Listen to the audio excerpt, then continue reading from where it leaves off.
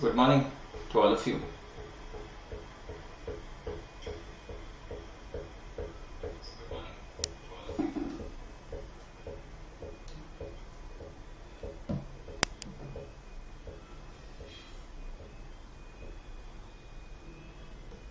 Just one moment.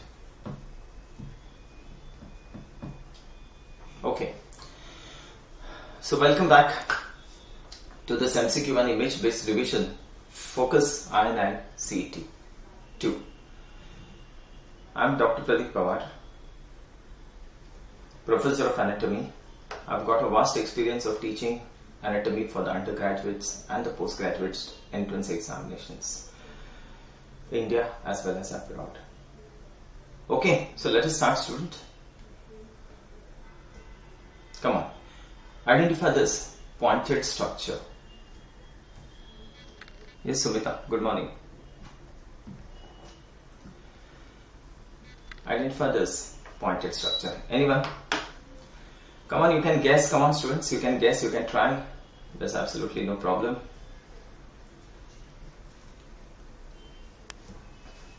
Students, bolo. I'm waiting. I'll just prepare the screen for you by that time. What is this? What is this pointed structure? The arrow is right on that structure. You can see this, no? It's very clear.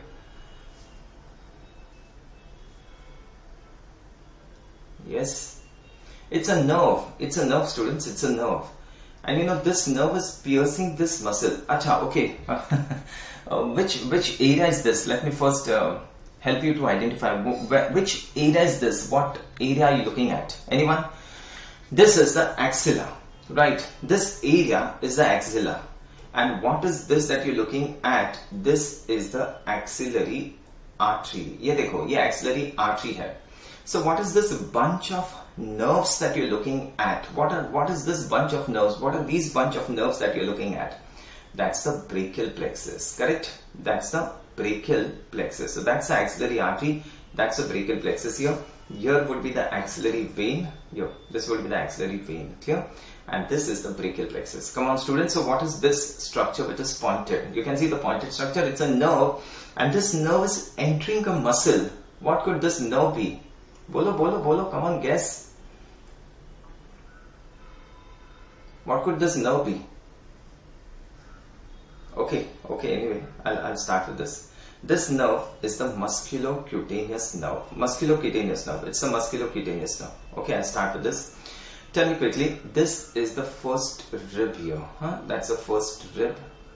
And on the first rib, students, there's a tubercle here. What is this tubercle on the first rib known as? The scalene tubercle. Scalene tubercle. Now, there's an artery here which crosses the first rib and goes down like this. What is this artery? This artery to begin with. This is the subclavian artery. Clear? So that's the subclavian artery. The subclavian artery crosses the outer border of the first rib. अब ये बनेगा axillary artery. Axillary artery. So subclavian artery crosses the outer border of the first rib and now becomes what? Axillary artery. Okay, students, what is this muscle? Can anyone tell me what is this muscle going to be? Now this muscle is going to divide the axillary artery into three parts. There's a muscle here also which is attached to the scalene tubercle. Can anyone guess this? What is the muscle attached to the scalene tubercle, students? Muscle attached to the scalene tubercle. This, on the first rib, this tubercle is known as the scalene tubercle. And what is this muscle? Yes, Catherine. Very good. What is this muscle attached to the scalene tubercle? That's the scalenus anterior. Scalenus anterior. Similarly, what is this muscle which is going to divide the axillary artery into three parts? Yes, that's the pectoralis minor. Pectoralis minor muscle. And this pectoralis minor is attached to a bone here. What is that bone? The coracoid process of scapula. Coracoid process. So that's pectoralis minor. I'll just label these three parts of the subclavian artery. That's the first part. Muscle के पीछे होगा second part. And that's the third part of the subclavian artery. So students, subclavian artery is divided into three parts by whom? Scalenus anterior. Now the axillary artery is similarly divided into three parts by whom? The pectoralis minor. Pectoralis minor. And what is this muscle that you have here now? The moment the axillary artery crosses this muscle, it now becomes what? The brachial artery. It now becomes a brachial artery. So what is this muscle? This is the teres major. Teres major. So at the lower part of teres major, the axillary artery becomes the brachial artery. Very good. Now you tell me, what are these? What is this that I am drawing for you? This is 1, this is 2, and this is 3. Ye kaun hai? Come on students, you can guess, you can answer. Come on, be interactive so it's easy for me and easy for you to understand. What is this in yellow that I have drawn? This is the brachial plexus. Brachial plexus, which part of the brachial plexus? These are the cords of the brachial plexus. Cords. Remember, the cords of the brachial plexus are found around the first and the second part of the axillary artery. Clear, no? The cords of the brachial plexus are found around the first and the second part of the axillary artery, and the branches of the cords, what are these? The nerves are present in third part of axillary artery. The nerves are around the third part of the axillary artery. Cords are present in first and second part. The nerves are related to the third part of the axillary artery, and the cords are placed according to the names in which part the cords are placed. We have got 3 cords: lateral cord, medial cord, and posterior cord. So the cords are placed according to the names in which part? Second part. That's in the second part. Matlab, what is the meaning of this? Cords are placed according to the names. We have got 3 cords: lateral, medial, posterior. And the lateral cord is lateral to the artery, the medial cord is medial to the artery, and the posterior cord is behind the artery. In which part? Second part. In the second part of the axillary artery, which lies behind the pectoralis minor, the cords are placed according to the names. Okay, so what is this cord? Lateral. Ye kaun hai? Medial. And who's this? Behind the artery? Posterior cord. Now what are we going to get here? We are going to get the branches of the lateral cord here, the branches of the medial cord, and the branches of the posterior cord. They will be present in the third part of axillary artery. So jitne bhi nerves hote hain, all these nerves will be related to the third part of the axillary artery. Now what is this nerve? This is the musculocutaneous nerve, and this musculocutaneous nerve is going to pierce some muscle here. What is this muscle which the musculocutaneous pierces? The coracobrachialis. That's the coracobrachialis. Okay. So musculocutaneous nerve is going to pierce the coracobrachialis. Here, coming back to the slide here, have a look at this. So this is the musculocutaneous nerve, and this muscle is going to be the coracobrachialis. I hope this is clear to all of you. So musculocutaneous nerve, coracobrachialis. This is the axillary vein. Ye axillary vein hai, and this is the axillary artery. Between the axillary artery and the vein, who lies? Anyone? Can you answer this? Who lies between the axillary artery and the vein? Come on. Polo students, who lies between the axillary artery and the axillary vein? The ulnar nerve and the medial cutaneous nerve of forearm. There are 2 structures which lies between the axillary artery and the axillary vein. What are these? The ulnar nerve is below, and on the ulnar nerve lies the medial cutaneous nerve of forearm. Medial cutaneous nerve of forearm. Just remember this. Okay? Right, that's it. What could this muscle be? I'll just put a star for you. What could this muscle be? We have reflected this muscle, students. We have reflected this muscle to see the axillary artery. So this muscle is going to cover the axillary artery, and this is the muscle which is going to divide the axillary artery into 3 parts. What is this muscle? This is the pectoralis minor. That muscle is the pectoralis minor. Okay. I hope this is clear. The first slide is clear to you. Okay. Coming to the next slide. Answer this MCQ.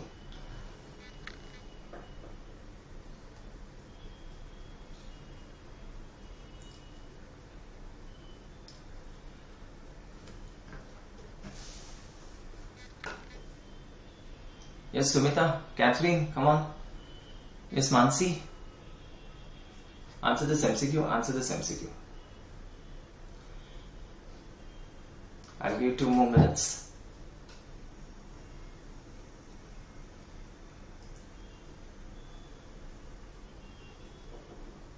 Okay, I'll start. Look, a 50 years old male patient, one moment. a 50 years old patient complains of pain in the abdomen since 1 month. ठीक है, pain in the abdomen since 1 month. Okay.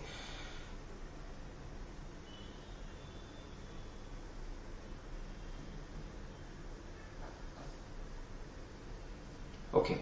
MRI examination revealed CA of the head of the pancreas. Now students, which part of the pancreas is more prone to cancer?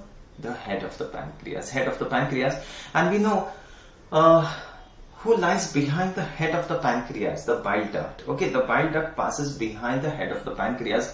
And when there's a CA of the head of the pancreas who's compressed the bile duct, what does the person get?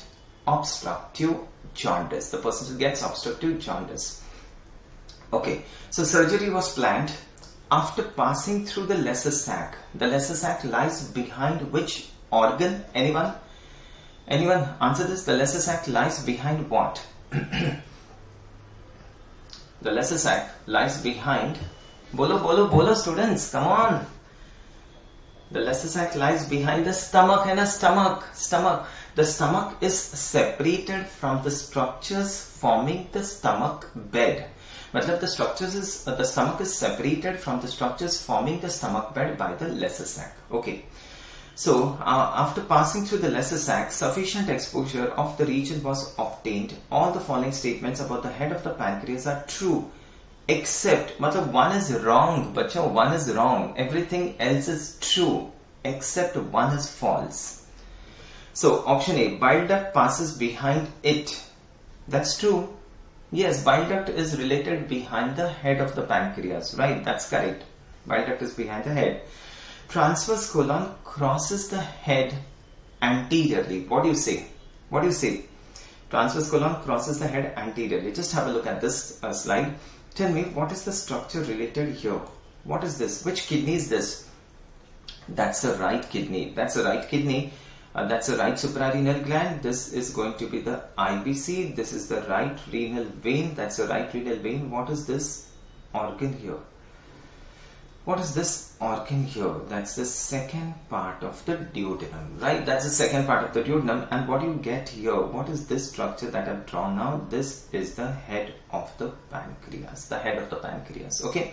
So the head of the pancreas lies within the C of the duodenum, correct? We know this, it lies within the duodenum.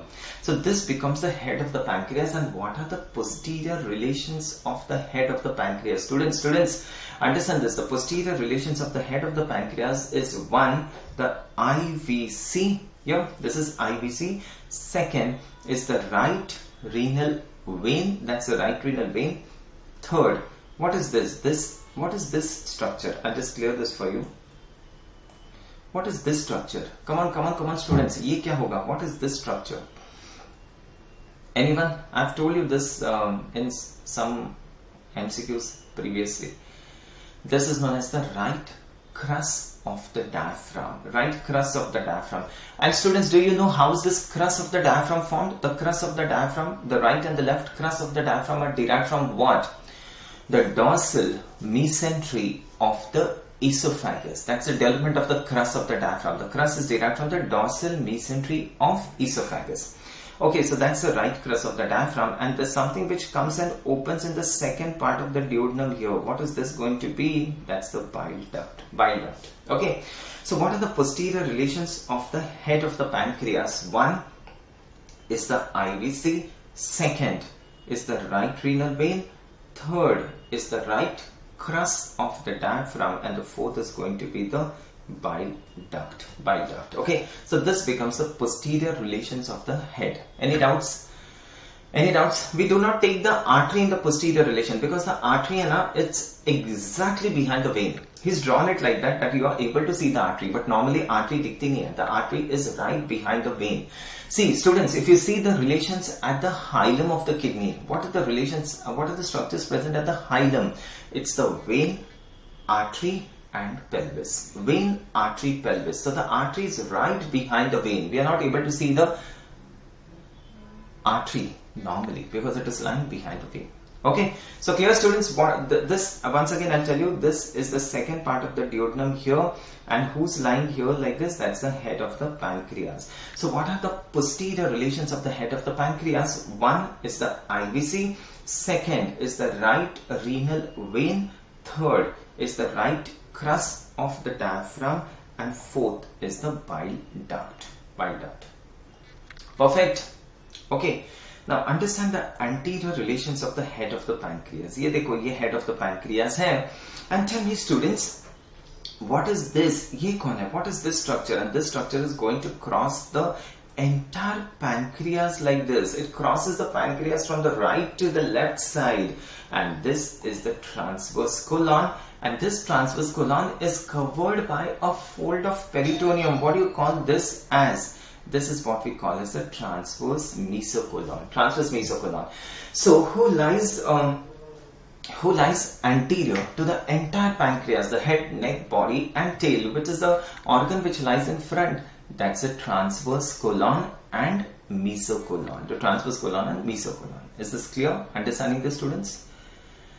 Okay, so this becomes the anterior relations of the head of the pancreas. Also students, anteriorly, what is this? What is this? Ye bolo, ye kaun hai? This is the first part of the duodenum. So anteriorly, the head of the pancreas is also related to the first part of duodenum. First part. Okay? So anterior relations of the head of the pancreas, I'll just enumerate. One, transverse colon and mesocolon. Second is the first part of duodenum. First part of duodenum. I hope this is clear to all of you. Clear? Students, clear? So these are the relations of the head of the pancreas. Come on, let us go to the MCQ once again. Have a look at this MCQ. So all the following statements about head of the pancreas, it is specifically asked relations of the head of the pancreas. All the following structures are true except, so bile duct passes behind the head. Correct, hai na? Correct. Yes, that's true. Transverse colon crosses the head anteriorly. The head is anteriorly crossed by whom? Transverse colon and transverse mesocolon. Correct.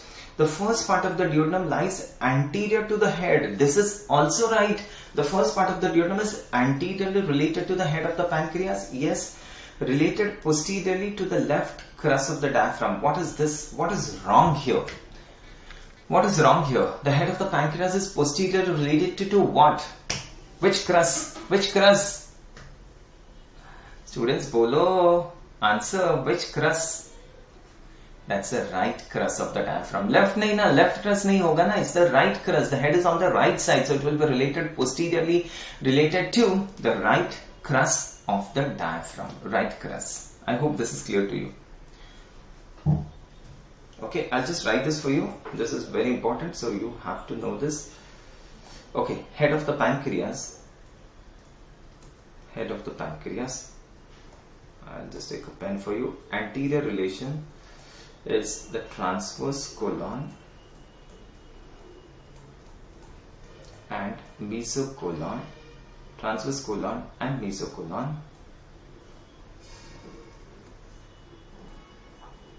First part of the duodenum. Posterior relations of the head becomes IVC,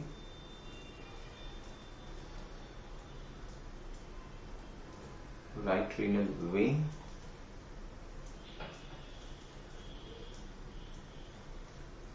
right crus of the diaphragm,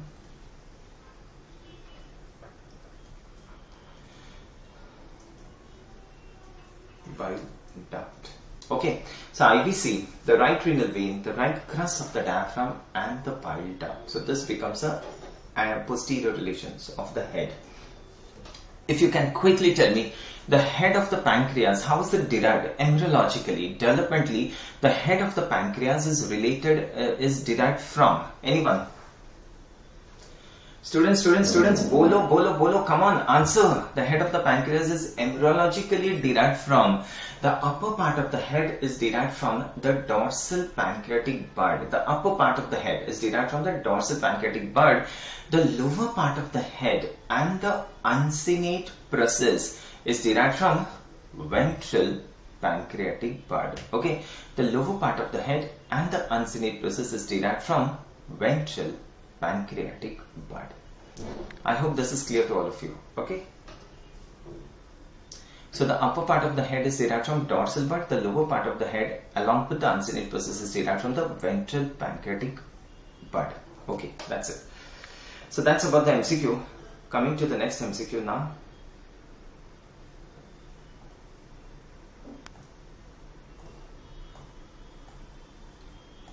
Fine. Answer, identify this pointed structure. Come on. Identify this pointed structure.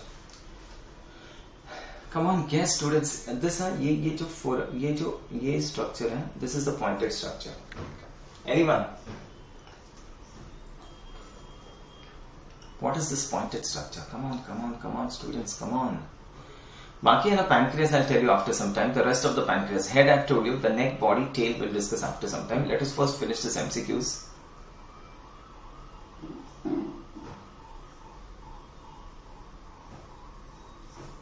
Yes, students, what is this? Nasopalatine foramen. Nasopalatine foramen. Nahi Lakshmi. Nahi. It's not nasopalatine foramen. I mean, this foramen helps us to differentiate between a primary palate and a secondary palate. Between a primary and a secondary palate. What could this foramen be? This is the foramen which helps us to differentiate between a primary and a secondary palate. Anyone? Greater palatine foramen. No, it's not greater palatine foramen also. It's not greater palatine foramen. Anyone? Guess. That's fine. You guess. You make mistakes, bacho. It will be okay if you make mistakes here. At least you will remember this. Any other guesses? Any other guesses? Now, why is this so important? You know, because this part of the palate, ये जो part है ना palate का, yes, you got this, Lakshmi. Yes, that's incisive foramen. Incisive foramen. Why is this so important? Because this part of the palate in front of the incisive foramen, ये foramen है incisive foramen, and this part of the palate in front of the incisive foramen is known as what? The primary palate or the primitive palate. It is also known as the premaxilla. Premaxilla. It's the primary palate or primitive palate or premaxilla. Premaxilla. I'll write this just one moment.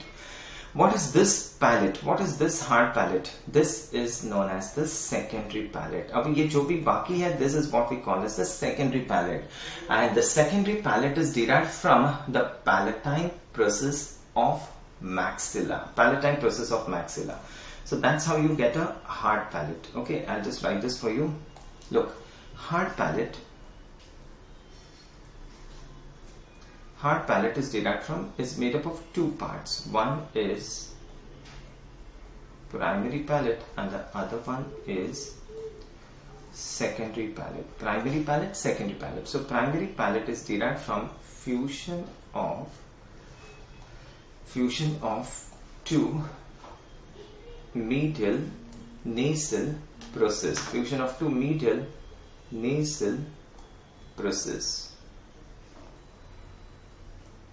Okay, so primary palate is derived from fusion of two medial nasal processes. Secondary palate is derived from fusion of two palatine process of maxilla.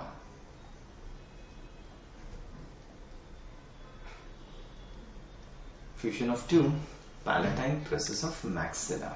I'll draw that for you. So this is a very important. Hard palate is made up of two parts or derived from two sources. One is what we call as the primary palate and the other one is what we call as the secondary palate. secondary palate. And this primary palate is formed by the fusion of two medial nasal processes. अब ये जो दो medial nasal processes है ना, what do they form? The two medial nasal processes, these are the two medial nasal processes. They form one philtrum of the upper lip. Yes, one is the philtrum of the upper lip. Second is this upper jaw with four incisors. So philtrum of the upper lip, upper jaw with four incisors, and it forms a part of the palate which we call as the primary palate. Okay, so primary palate is derived from fusion of two medial nasal processes, and secondary palate is derived from the fusion of two palatine processes of maxilla. So this is the primary palate like this, and this becomes the secondary palate. This is the palatine process of maxilla. So ये है secondary palate. ऐसे. Now suppose students, if this palatine processes, this is one palatine process, this is the second palatine process. Okay, these two palatine processes are going to fuse with each other. Okay students, these two palatine processes are going to fuse with each other, and they fuse with this primary palate, and that's how we get a complete palate. Now you tell me, अगर ये दो palatine process, if these two palatine processes does not fuse with each other, suppose students, they do not fuse with each other and they do not fuse with the primary palate, what is the shape of defect? What is the shape of defect? This ये ऐसे ही होता है.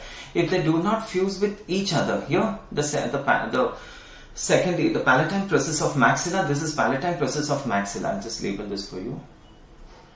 This is the palatine process of maxilla. Palatine process of maxilla, and this is medial nasal process.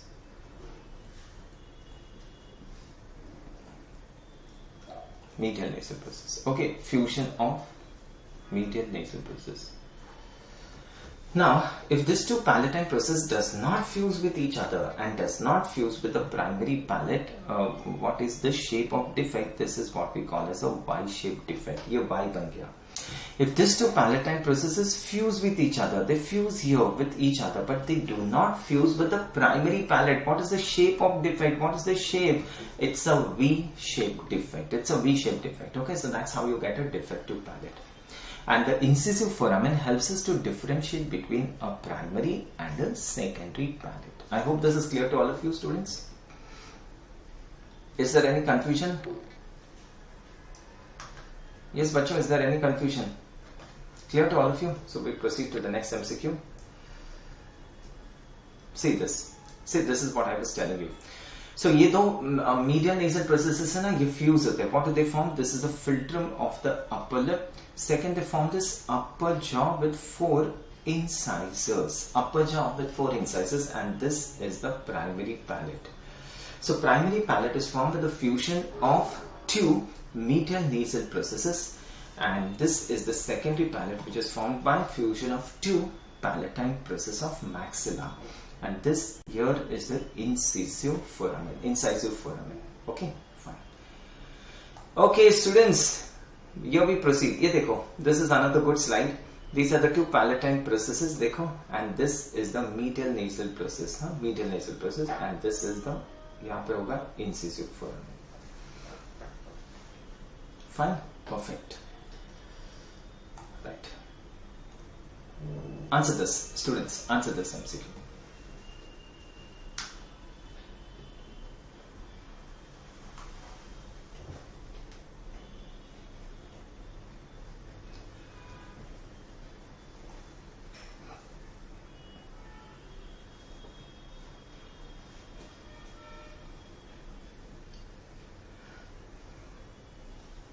Yes, students, answer. Come on, come on, come on. Bolo.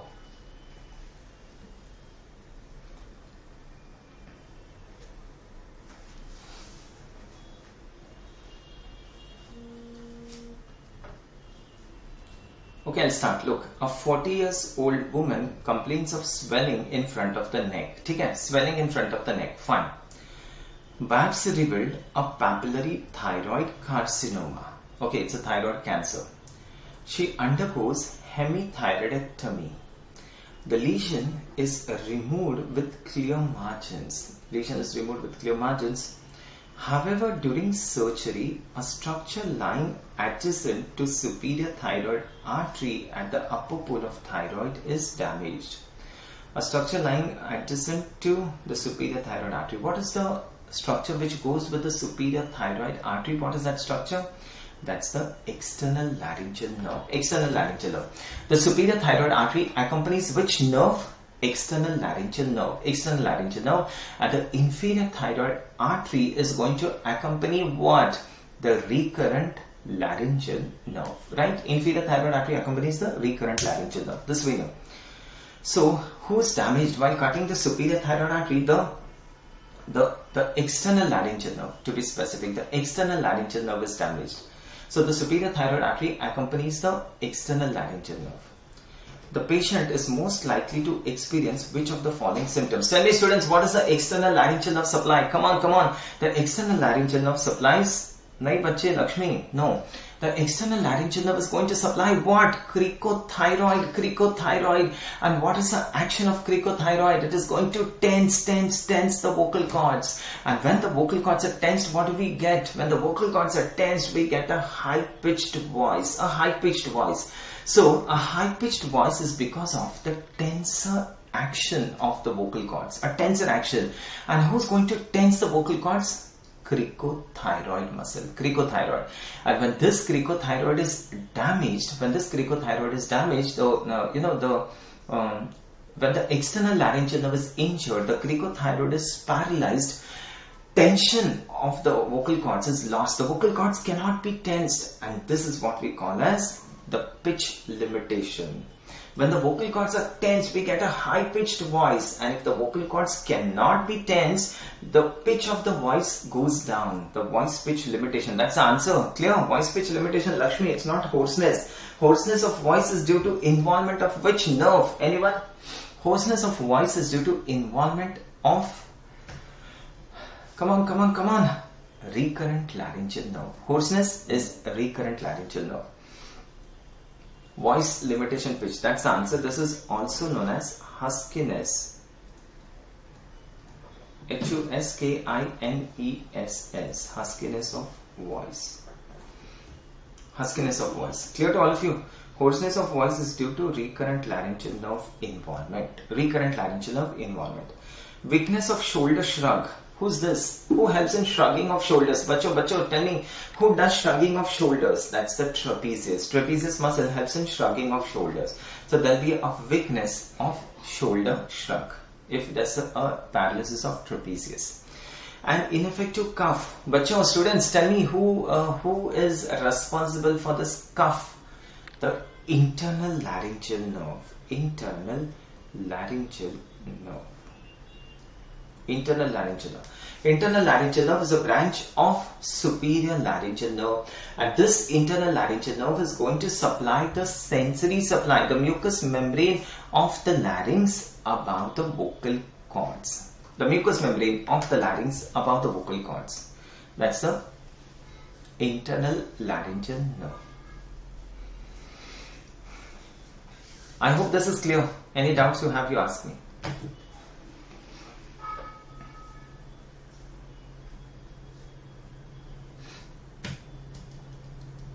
Yes, bacho, clear, no? See, once again, I'll tell you. The lesion is removed with clear margins. However, during surgery, a structure lying adjacent to the superior thyroid artery at the upper pole is damaged. So, which is the structure which goes with the superior thyroid artery? External laryngeal nerve. And what is the external laryngeal nerve supply? It supplies the cricothyroid muscle. And what is the action of cricothyroid? It is a tensor of the vocal cords. Tensor. And when the vocal cords are tensed, we get a high-pitched voice. A high-pitched voice is because of tensor action of the vocal cord. So there will be a voice pitch limitation. This is the answer for this MCQ. Voice pitch limitation. Clear? Hoarseness of voice is due to involvement of recurrent laryngeal nerve. Option D. Hoarseness is involvement of recurrent laryngeal nerve. Ineffective cough. The cough reflex is mediated by internal laryngeal nerve. That's internal laryngeal nerve. And shoulder shrug is done by whom? Trapezius. That's done by trapezius. Okay, fine. So answer is A. I hope this is clear. कोई doubts है तो पूछ लो. If you have any doubts, you ask me, बच्चों. Students. Okay, now before we go to the next slide, let me just brief you about our platform. एक minute, I'll just brief you about our platform before we go to the next slide. Now students, we have got a plus subscription. There are some new things coming up on the platform for you. So there's a plus subscription in which you have got daily live and recorded classes, learning from the top educators, and live quizzes, study on the device of your choice, and we have got a curated question banks, access to over 25,000 plus question banks. And now students, we are coming up with printed notes for our 12 months and plus subscription students. Okay, an iconic subscription in which you get the best of Unacademy and pre-platter. Okay, now the special class incentives, the special class features, what do you have? You've got an interactive live class, polls for the learners, raise a hand technique in which if you press the icon, you can directly talk to the educator. Never miss a class with proper notifications being given. Lecture notes, and anytime, anywhere you can get your doubts solved and you can access the class. Fine. Students, we have got a highly effective question bank prepared for you. Some 25,000 plus curated MCQs with detailed explanatory answers, especially for you. Now boost your medical preparation with 2 years or 24 months of subscription. You get 4 months free, students, and with 1 year, 12 months, you get 2 months free. Avail this offer. Now there's a big day, exam day. Like last Sunday we conducted a test, a free grand test, students. So now we are conducting a monthly free grand test for the FMG students. It's on Sunday, 17th October. Yes, the coming Sunday, 17th October, 10 a.m. to 1 a.m. 3 hours, 10 a.m. to 1 a.m. 300 questions to be solved. Especially for the FMG students, this Sunday, 17th of October. Don't forget, tell your friends, it's a free grand test. Come on, let's crack it. 10 a.m. to 1 p.m.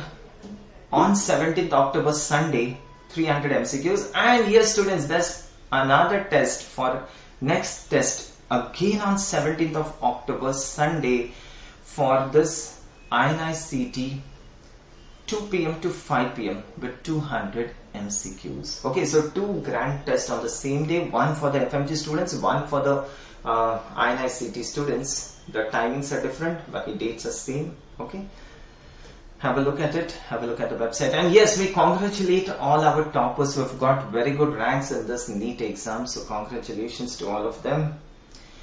You know this raise a hand technique. If you press the icon, you can directly talk to the educator. Here we have got this clinical case and discussion and instruments batch. We have already started this batch from 13th of October. Okay, so clinical case, discussion and instrumentation batch. So yesterday we started this batch. Target next integrated batch 2023 and target NEET PG 2022 batch. We have started from yesterday. And subscribe to NEET PG. Okay. Now coming back to our MCQs. Come on, student. Identify this slide. Identify this slide. What do you think is the slide?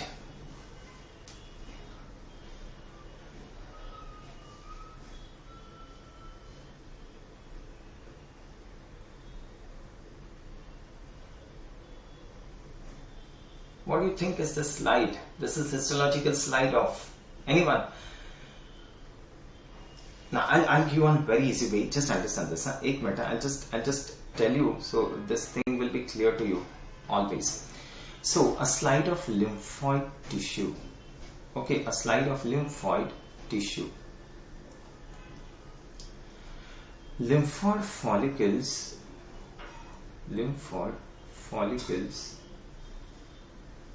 present, lymphoid follicles present and lymphoid follicles absent.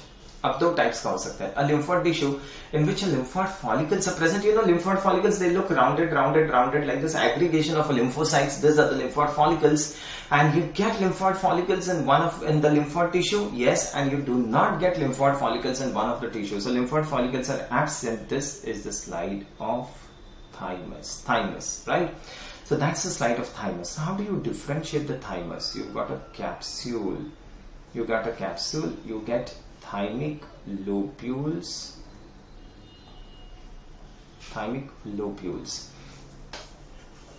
Okay, you get a lobe of thymus. So thymic lobules. Each lobule has a cortex and medulla.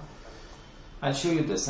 Each lobule has a cortex and medulla contains Hassel's corpuscles.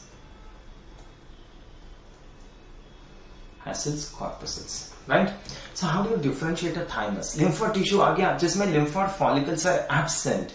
The lymphoid follicles are absent. Something comes to your brain now. Yes, that could be thymus. So how do you confirm this is thymus? You find a capsule. From the capsule you get septa. This septa divides the thymus into small lobules. Okay, lobules. Each lobule has got an outer cortex and an inner medulla. Cortex and medulla. And what is present in the medulla? You get this rounded Hassel's corpuscles. Hassel's corpuscles are characteristic of thymus. Okay. Now, lymphoid follicles are present. It could either be a spleen. Just the identifying points I'm telling you. Lymph node, spleen, lymph node, or a tonsil. It could be spleen, lymph node, or tonsil.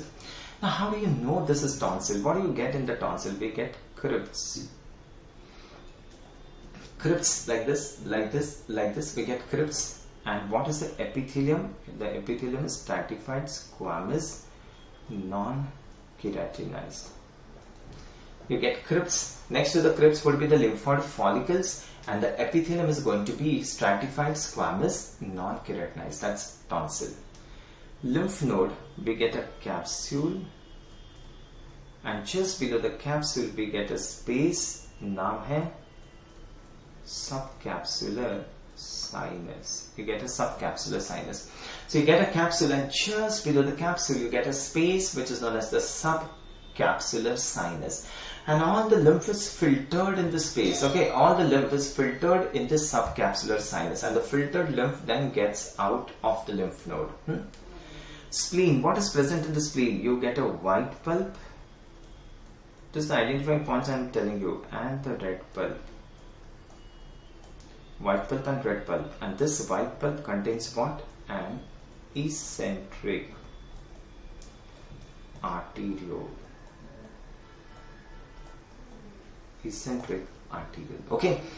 So white pulp and red pulp is characteristic of spleen.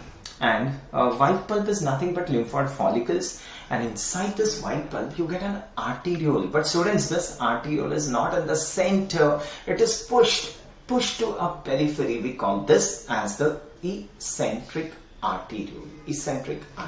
Okay, with this concept, now understand the slides. If you're done with this writing, this is the easiest way to understand this. Easiest way. I hope this is clear to all of you. So with this concept, understand this. Have a look. Now, what is this slide of? Look students, you are seeing lymphoid follicles. These are the lymphoid follicles. So the moment you see lymphoid follicles, it would either be what? Spleen, lymph node, or tonsil. Okay? Spleen, lymph node, tonsil. Now, in this, you get, this is the white pulp. Lymphoid follicles constitutes the white pulp, rest everything is blood, that's the red pulp. Inside the lymphoid follicle, you get an arteriole. Look at this arteriole. It is not in the center, it is pushed to a periphery, and this is what we call as an eccentric arteriole. So this is spleen. This is the slide of spleen. Now coming to the next slide, look at this. Lymphoid follicles are absent. इसमें lymphoid follicles नहीं दिखते. So this would be thymus. How do you Confirm it is thymus. Look, this is one thymic lobule. That's a second thymic lobule. Here hoga third thymic lobule. So these are different thymic lobules. Each lobule has got an outer cortex and an inner medulla. And inside the medulla, you get such rounded. What are these? Look at this, students. These are the Hassel's corpuscles. So Hassel's corpuscles are seen in the medulla of the thymus. Okay? Now come here. What is this now? You get a capsule here, and just below the capsule you get a space here. What is the space known as? Subcapsular sinus. And these are the lymphoid follicles here. यहाँ पे lymphoid follicles होगा here.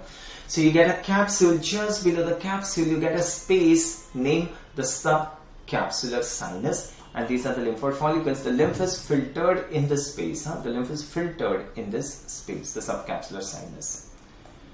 And look at this now. What is this? What are these? Crypts. These are the crypts. And what is the epithelium lining the crypts? The epithelium is going to be stratified squamous non-keratinized epithelium. Oral epithelium, hai na? So stratified squamous non-keratinized epithelium. Okay. And you get lymphoid follicles here. These are the lymphoid follicles here. Epithelium is stratified squamous non-keratinized with crypts. So this is palatine tonsil. Okay, I hope things are clear, students. समझ में आ रहा है ये?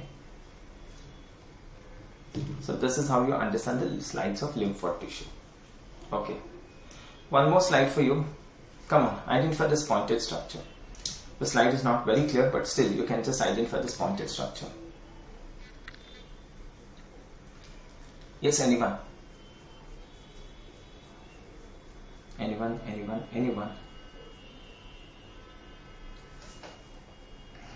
And this also, ये भी identify करो. This is easy. Students, बोलो. Something you answer.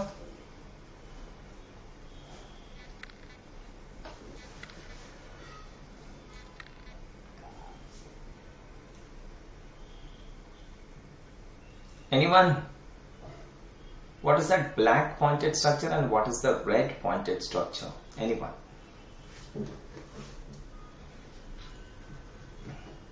The one pointed, yes, anyone? Nice, you're not answering. This black pointed structure is the vagus nerve. That's the vagus. Vagus area. You can see this nerve here, no? That's the vagus. The nerve behind the hilum, the nerve going behind the hilum is the vagus nerve. And what is this nerve? Anyone? This is the phrenic nerve.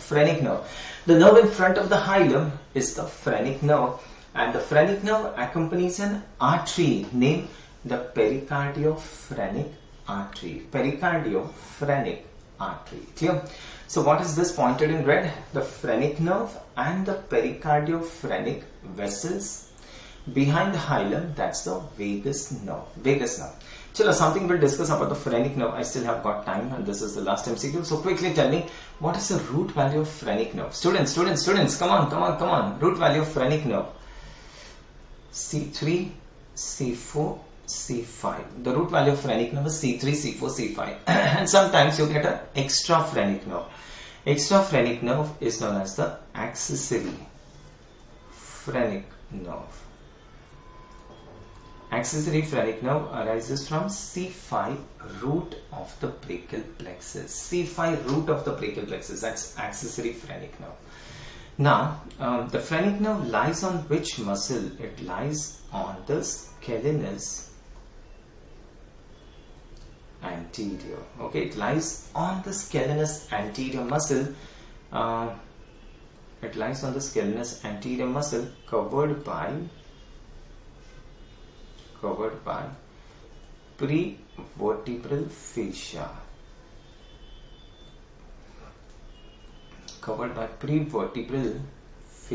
Okay, so the phrenic nerve is lying on which muscle? Scalenus anterior, and it is covered by what? The prevertebral fascia. Now this phrenic nerve enters the superior mediastinum. I'm just writing in points. The phrenic nerve enters the superior mediastinum, then goes in the inferior mediastinum. in front of hilum. In front of the hilum of the lungs. So it goes in front of the hilum of the lungs in the inferior mediastinum. The right phrenic nerve passes through right and left. The right phrenic nerve, how does it enter the abdomen? Passes through IVC opening, passes along with IVC at T8 level. At T8 level. Right, T8, T10, T12, 3 openings होते हैं ना diaphragm में. So this right phrenic nerve goes along with the IVC at what vertebral level is it? T8. The left phrenic nerve pierces the diaphragm. Pierces the diaphragm. Okay, and now both the phrenic nerves will enter the abdomen. They will enter the abdomen and they will supply the diaphragm from the abdominal aspect. Okay, they will supply the diaphragm from the abdominal aspect. That's about the phrenic nerve. Clear, students? So I've told you the entire phrenic nerve. Look here once again. Phrenic nerve, the root value is C3, C4, C5, and there's one extra phrenic nerve, जिसे हम बोलते हैं axillary phrenic nerve. The root value is C5. C5. So this phrenic nerve lies on what? Scalenus anterior. It is covered in front by the prevertebral fascia. The phrenic nerve enters the thorax, lies in the superior mediastinum, enters into the inferior mediastinum. Okay, it now goes into the inferior mediastinum. It goes in front of the hilum of the lungs. It pierces the diaphragm. It enters the abdomen and supplies the diaphragm from the abdominal aspect. It supplies the diaphragm from the abdominal aspect. So that's about the phrenic nerve. What does the phrenic nerve supply? Okay, something very important. The phrenic nerve supplies, it is motor to the diaphragm. It is motor to the diaphragm, muscles of the diaphragm, and it is sensory to central part of the diaphragm, central tendon.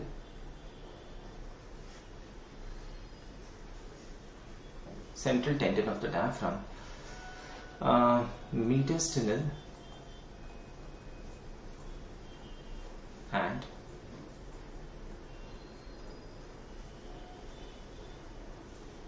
diaphragmatic pleura.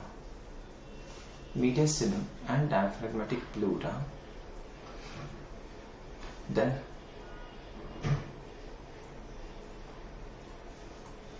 fibrous pericardium.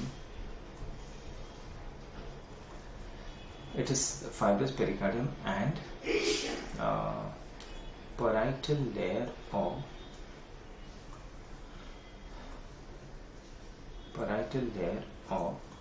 serous pericardium. Parietal layer of serous pericardium. Okay, just remember all this. मतलब pericardium is of two types. No, एक है serous pericardium, एक होता है fibrous pericardium. The fibrous pericardium just encloses the heart. मतलब you just take the heart and put it inside the fibrous pericardium. So it just encloses the heart, and this fibrous pericardium is continuous with the blood vessels, with the tunics around the blood vessels. Okay, so that's fibrous pericardium. अब the second pericardium is the serous pericardium, and serous pericardium is made up of two layers. One layer very close to the heart, and the second layer is reflected around the heart. Okay, and between this fibrous, serous pericardium, visceral layer and the parietal layer, you get a space, a small space which is filled with fluid. Okay, no? So this is the fibrous layer. So now the heart is there. What immediately surrounds the heart is the visceral layer of the serous pericardium. Next would be the parietal layer of serous pericardium, and uske bahar is going to be the fibrous pericardium. So what is the phrenic nerve going to supply? One is the fibrous pericardium, and second is the parietal layer of serous pericardium. Parietal layer of serous pericardium. Clear? The visceral layer is supplied, nerve supply is same as that of the heart. Same as that of the heart. Okay. Sympathetics and parasympathetics, same as that of the heart. Okay, students. So I've told you the complete phrenic nerve, huh? Complete phrenic nerve. Okay. और कुछ doubts है तो बोलो. If you have any doubts, the session is open for doubts. If you have any doubts, you tell me. Students, come on, come on, come on. The CET is coming very close, and now you've got 1 month. Yes, 1 month. Nearly 1 month. If you have any doubts, get it cleared.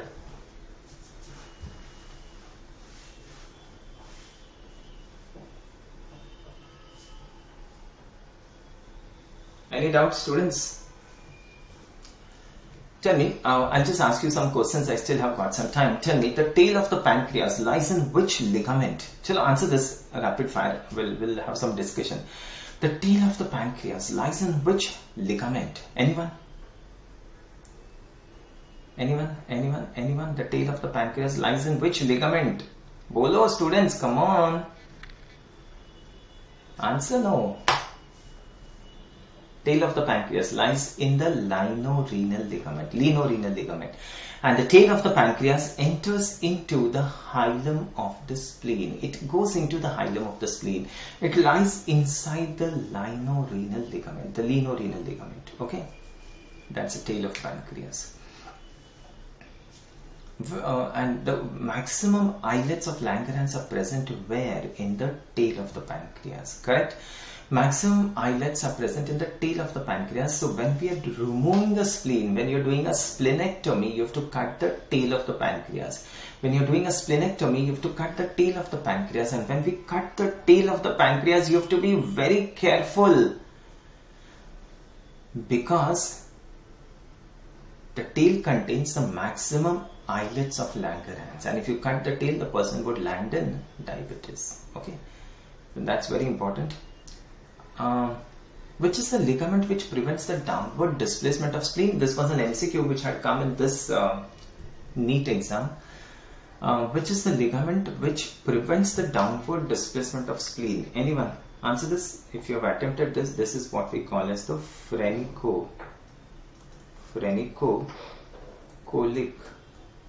ligament. Phrenicocholic ligament. I'm just telling you some things, okay? Phrenicocholic ligament, or this is also known as the sustanticulum. Sustanticulum linis. Sustanticulum linis. So phrenicocholic ligament, also known as sustanticulum linis. And what does this ligament extends from? It extends from the diaphragm to the splenic flexure of colon. It extends from the diaphragm to the splenic flexure of colon. Okay, so this is the phrenicocholic ligament, or the sustanticulum linis. Linis is the spleen. And this phrenicocholic ligament extends from where to where? It extends from the diaphragm to the splenic flexure of colon, and this ligament is just going to support the spleen. Remember, students, this is not related to the spleen in any way. It just begins from the diaphragm and goes to the splenic flexure, and the spleen is lying right in this ligament. It is just going to support the spleen. A support is known as sustanticulum. इसे हम बोलेंगे sustanticulum linis. Sustanticulum linis. And what does this ligament prevent? Look, this, you've seen when a spleen grows, when a spleen enlarges, the spleen never enlarges downwards. The spleen always grows towards the right iliac fossa, right? It always enlarges towards the right iliac fossa. So what does this ligament prevent? This ligament is going to prevent the downward displacement of spleen. Okay, it prevents the downward displacement of spleen. It prevents the spleen from going downwards. So when there's an enlargement of the spleen always enlarges towards the right iliac fossa. The spleen always enlarges towards the right iliac fossa. Okay, any doubts, students? So that's about the lecture. If you have any doubts, feel free to ask. If you have any doubts, boliye. So I told you some extra points here to remember. I hope you have understood everything. Kuch doubts hai to bolo. I still have got 2 minutes. If you have any doubts, you can ask me. Yes, Lakshmi, bolo. Lakshmi.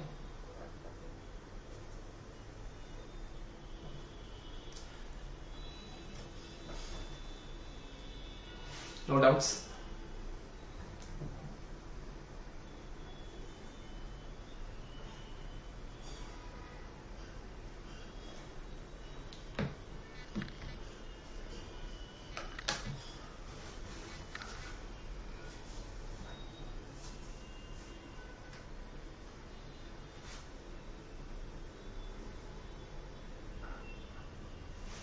Yes, any doubts? Any doubts? I'm waiting.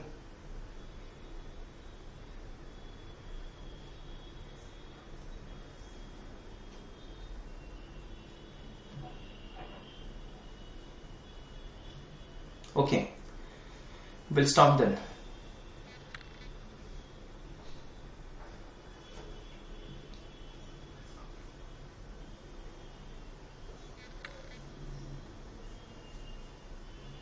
Non-capsulated organisms, like what, for example?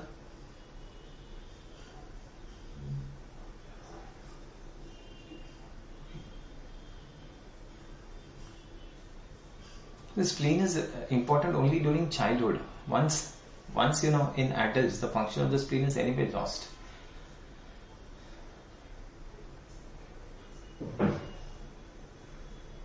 Okay, I'll tell you this. Okay, so thank you for this patient listening. I hope you've understood everything. Thank you.